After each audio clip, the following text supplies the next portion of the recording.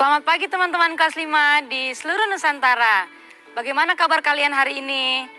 Semoga baik-baik saja ya. Hari ini aku memulai hari dengan membantu mama menjemur pakaian. Matahari bersinar sangat terik, pertanda waktu yang tepat untuk menjemur pakaian. Karena radiasi dari sinar matahari bisa membantu mengeringkan pakaian. Kalian tahu apa sih itu radiasi? Setelah ini, kita akan belajar mengenai radiasi. Jadi, siapkan buku kalian dan berdoa sebelum memulai pelajaran ya. Ayo membaca. Perpindahan kalor. Kalor atau panas merupakan salah satu bentuk energi. Beberapa benda dapat menghasilkan energi kalor sehingga menjadi sumber kalor. Sumber energi kalor yang terbesar adalah matahari. Sebagian benda dapat memindahkan energi kalor. Kalor berpindah dari benda bersuhu panas ke benda bersuhu rendah. Gambar ini menunjukkan cara perpindahan kalor. Dengan sumber kalor yang digunakan adalah api yang menggunakan kayu bakar sebagai bahan bakar. 3 cara perpindahan kalor tersebut adalah konduksi, konveksi, dan radiasi. Konveksi artinya perpindahan kalor melalui benda diikuti perpindahan aliran panas pada zat benda tersebut. Pada gambar, proses konveksi terjadi pada air yang berada di dalam panci. Air yang memindahkan kalor, proses ini terjadi saat air mendidih dan membuat partikel air berpindah-pindah. Konduksi adalah perpindahan kalor melalui benda sebagai perantara yang tidak diikuti perubahan pada benda itu. Proses konduksi sendiri sudah kalian pelajari kemarin dalam cerita tentang oven kue. Pada panci dan oven kue terjadi proses konduksi. Sekarang kamu tahu kan mengapa gagang panci tidak dibuat dari logam? Radiasi adalah perpindahan panas secara langsung tanpa menggunakan perantara. Pada gambar, proses radiasi terjadi ketika kita merasakan panas dari api unggun. Karena kita tinggal di daerah tropis, proses radiasi terjadi setiap hari, yaitu dari matahari pada pagi hingga sore hari. Sampai saat ini, radiasi matahari masih banyak digunakan untuk beberapa kegiatan penting di masyarakat. Contohnya, pengeringan hasil bumi dan laut dengan penjemuran, produksi garam, dan kerupuk.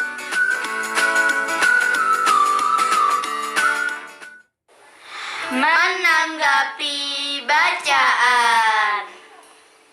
Setelah tadi kita menyaksikan video perpindahan kalor, kini saatnya kita menjawab pertanyaan yang berkaitan dengan video tadi. Pertama, mengapa kita merasakan panas apabila berada di dekat api unggun?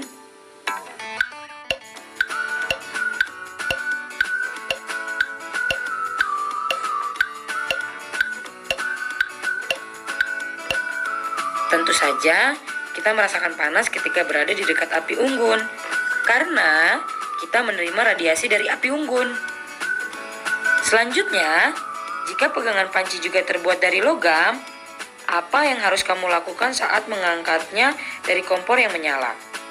Apa alasannya?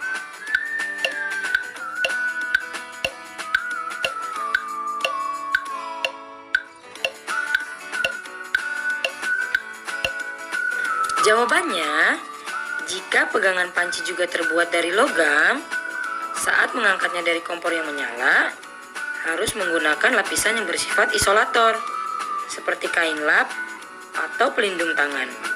Karena benda isolator dapat menghambat panas.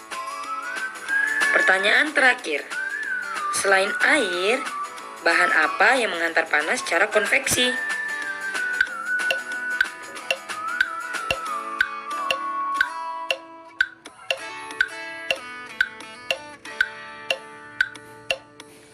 Bahan yang bisa mengantarkan panas secara konveksi antara lain minyak kelapa dan udara. Nah, selanjutnya kita akan belajar tentang kosakata baru bersama Profesor Kata. Kata baruku. Halo teman-teman kelas 5 di seluruh Nusantara. Hari ini, Profesor akan membahas 3 kata baru yang kalian pelajari hari ini. Konveksi. Konveksi adalah perpindahan kalor. Melalui benda, diikuti perpindahan aliran panas pada zat benda tersebut. Konduksi. Konduksi adalah perpindahan kalor melalui perantara benda yang tidak diikuti perubahan pada benda itu. Radiasi. Radiasi adalah perpindahan panas secara langsung tanpa menggunakan perantara. Nah, hari ini kita sudah tambah 3 kosakata baru. Sampai jumpa. Ayo menulis. Teman-teman, sekarang coba kalian tuliskan 5 kalimat perbandingan perpindahan kalor dari bacaan. Kalian bisa menggunakan kalimat perbandingan atau komparasi seperti yang kita sudah pelajari kemarin ya, dengan menggunakan sebagaimana dan daripada. Contohnya, kayu adalah isolator yang baik sebagaimana plastik. Tulis 5 kalimat lainnya di buku kerja kalian ya. Ayo mencoba. Setelah kemarin kalian belajar mengenai kalimat perbandingan, sekarang saatnya kalian belajar mengenai penggunaan tanda titik dan koma dalam kalimat.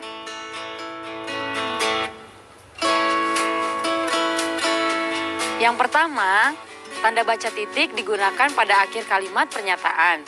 Contohnya, benda yang memindahkan panas secara konduksi disebut konduktor, titik. Kalian bisa lihat kan tanda titik di belakang kalimat?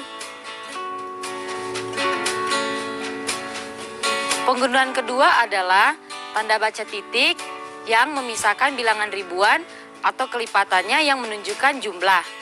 Contohnya 16.056 dari 17.504 pulau di Indonesia namanya sudah terdaftar di PBB hingga 2017. Kalian bisa lihat dalam kalimat tersebut angka puluh ribuan diberikan titik untuk memisahkan bilangannya. Dengan mudah dibacanya 16.056 dan 17.504. Selanjutnya, tanda koma dipakai untuk unsur-unsur dalam pemerincian atau pembilangan. Tanda koma juga digunakan sebelum kata dan dalam pemerincian atau bilangan. Contohnya, buah yang paling kusuka adalah mangga, koma, jeruk, koma, pepaya, koma, dan pisang, titik. Kalian lihat di layar, dalam unsur pemerincian buah terdapat tanda koma dan juga sebelum kata dan terdapat tanda koma. Yang terakhir, tanda koma digunakan sebelum kata penghubung, perlawanan, pertentangan seperti tetapi, melainkan, dan sedangkan. Contohnya, sejak pagi hari cuaca mendung, koma, tetapi sampai sore tidak hujan, titik. Dalam kalimat di layar, tanda koma digunakan sebelum kalimat tetapi. Itu tadi penjelasan mengenai tanda koma dan titik pada kalimat. Semoga kalian mengerti ya.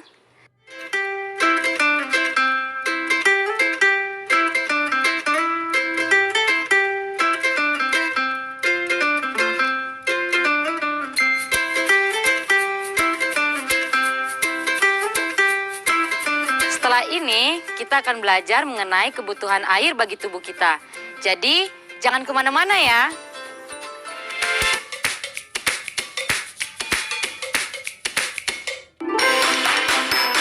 Berkreasi, berpetualang menjelajahi Nusantara, mengenal alam, mencintai seni dan budaya. Di sini, anak Air merupakan salah satu zat yang sangat dibutuhkan tubuh. Air juga merupakan sumber energi bagi manusia, hewan, dan tumbuhan. Air putih bermanfaat untuk meningkatkan sistem kekebalan tubuh, menjaga suhu tubuh agar tetap stabil, membuat kulit lebih sehat, memaksimalkan fungsi kerja otak, dan meningkatkan konsentrasi belajar. Kekurangan air putih dapat menyebabkan dehidrasi. Kebutuhan cairan per hari untuk anak yang disarankan oleh Ikatan Dokter Anak Indonesia yaitu 1 liter air per hari untuk bayi, 1/1/4 liter air per hari untuk balita, 1/3/4 liter air per hari untuk anak-anak, dan 2/1/4 liter air per hari untuk remaja. Jadi, siswa kelas 5 harus minum air lebih dari 1/3/4 liter per hari. Jika diukur dengan gelas berukuran 250 ml, maka 1 liter sama dengan 4 gelas. Kita juga dapat mengatakan bahwa air yang ada di dalam gelas setara dengan 1/4 dari air yang berada di botol. Oh iya, kebutuhan cairan dapat dipenuhi melalui makanan maupun minuman.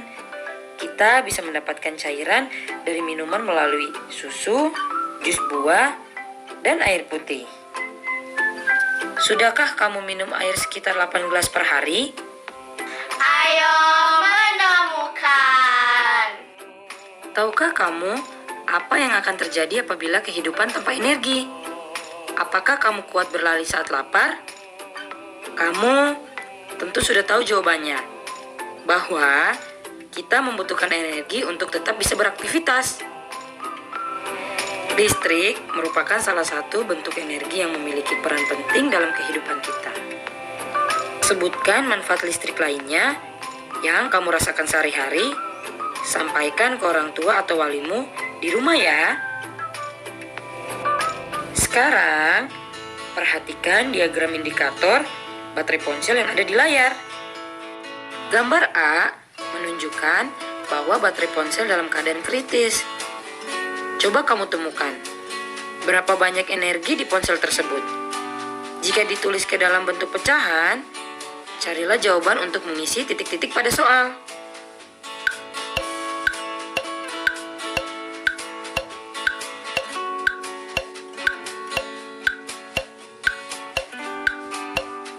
Sekarang kita hitung ya.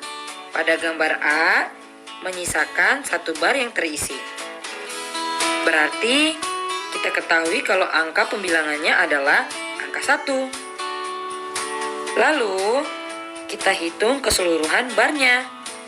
1, 2, 3, 4, 5, dan 6. Berarti penyebutnya adalah 6. Jadi, banyak energi HP jika ditulis ke dalam bentuk pecahan adalah 1/6 dari total energi. Kalian hebat! Ayo berlatih. Mula-mula, indikator energi pada ponsel Dani ditunjukkan oleh gambar berikut. Jika ditulis ke bentuk pecahan, maka energi pada ponsel Dani adalah titik-titik dari total energi. Carilah jawaban untuk mengisi titik-titik pada soal.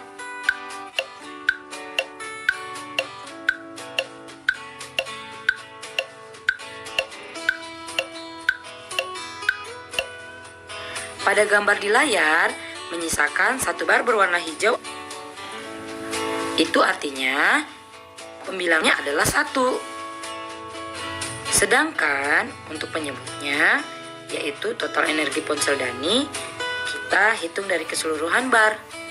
1, 2, 3, 4, 5.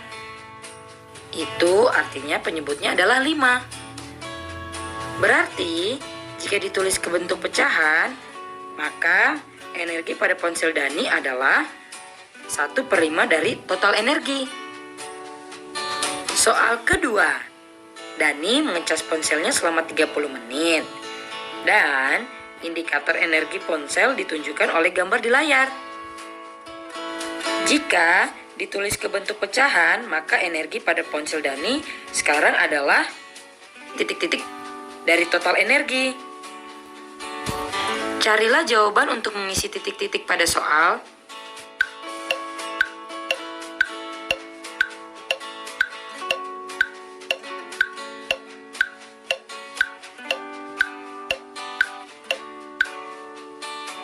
Kita bisa ketahui bahwa pembilangnya adalah 3. Karena bar yang tersisi energi ponsel atau bar berwarna hijau ada 3 bar.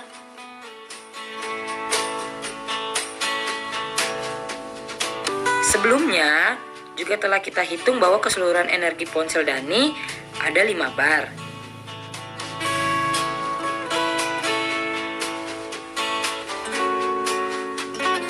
Maka penyebutnya adalah 5. Itu artinya jika ditulis ke dalam bentuk pecahan, maka energi pada ponsel Dani sekarang adalah 3/5 dari total energi. Pertanyaan terakhir. Pertambahan energi ponsel tersebut dapat dituliskan dalam bentuk persamaan pecahan yaitu A.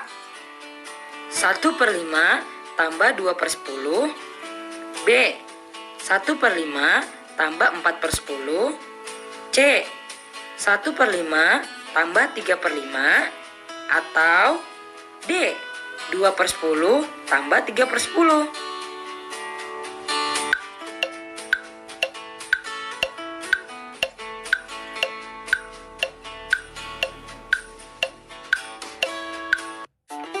Betul, jawabannya adalah B, yaitu 1/5 ditambah 4/10. Mengapa? Itu karena 4/10 senilai dengan 2/5.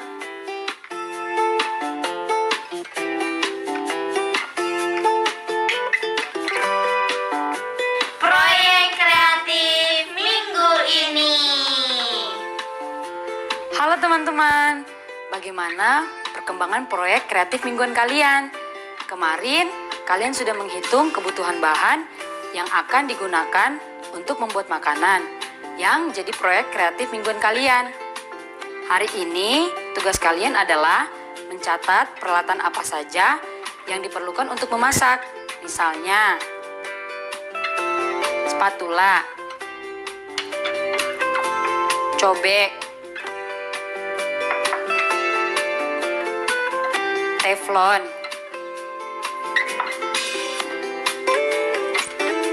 pisau, dan lainnya. Ingat ya, kalau kalian tidak bisa menggunakan pisau, kalian bisa minta bantuan orang dewasa di rumah kalian. Setelah itu, kalian tulis perubahan ya yang terjadi dari bahan-bahan yang kalian miliki. Misalnya, telur. Telur ini awalnya berbentuk padat, lalu menjadi cair ketika dipecahkan. Isinya pun menyatu setelah dikocok. Telur ini pun kembali menjadi benda padat setelah digoreng. Kalian bisa menulisnya ke dalam tabel berikut ya. Kalian bisa mencatat atau meminjam gawai orang dewasa di rumahmu untuk memotret tabel pada layar ini.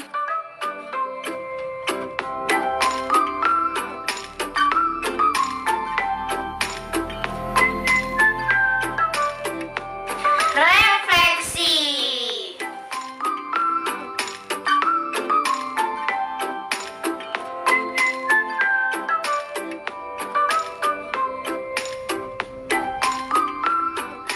Bagaimana pelajaran hari ini? Seru kan? Sebelum itu, yuk kita refleksi bersama-sama pelajaran hari ini. Hal yang pertama kita pelajari adalah mengenai perpindahan kalor, ada konveksi, konduksi, dan radiasi. Konveksi adalah perpindahan kalor melalui benda diikuti perpindahan aliran panas pada zat benda tersebut. Sedangkan konduksi adalah perpindahan kalor melalui perantara benda yang tidak diikuti perubahan pada benda itu. Dan Radiasi sendiri adalah perpindahan panas secara langsung tanpa menggunakan perantara. Selain itu, kita juga belajar mengenai penggunaan tanda titik dan koma. Tanda baca titik digunakan pada akhir kalimat pernyataan. Tanda titik dipakai untuk memisahkan bilangan ribuan atau kelipatan yang menunjukkan jumlah. Tanda koma dipakai di antara unsur-unsur dalam pemerincian atau pembilangan. Dan tanda koma yang dipakai sebelum kata penghubung perlawanan atau pertentangan. Markus.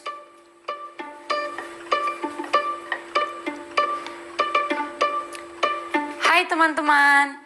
Gak terasa kita sudah di penghujung acara. Bagaimana perasaanmu setelah menyelesaikan pelajaran hari ini? Apakah kamu senang mendapatkan ilmu baru? Atau bingung? Atau justru kesal karena masih belum mengerti? Kalau kakak tuh sebenarnya senang. Tetapi karena Markus mematikan kompor dan mengambil telurnya, kakak merasa sedikit agak kesal. Apabila kalian masih merasa kesulitan memahami materi hari ini, kalian bisa memberitahu orang tua, wali, atau bahkan guru kalian tentang kesulitan kalian. Sampai di sini dulu ya episode hari ini. Saya Kayuhana, pamit. Dah.